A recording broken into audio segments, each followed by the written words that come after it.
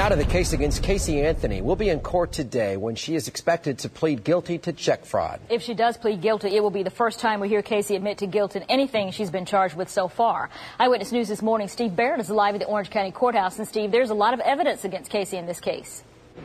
Yeah, a lot of evidence indeed. And depending on what happens today, Casey actually could go into her murder trial, already considered a convicted felon in this check fraud case.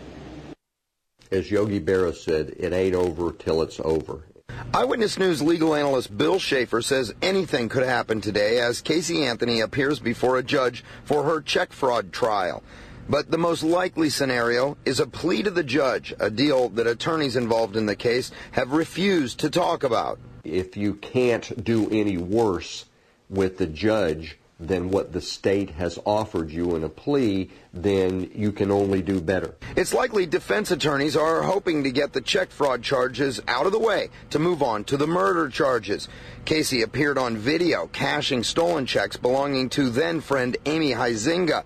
The checks were cashed at a bank, a local Target, and Winn-Dixie stores. Our legal analyst believes Anthony might get a lighter sentence from a judge and could avoid being considered a convicted felon on the stand during her murder trial. You go to trial and your client gets convicted.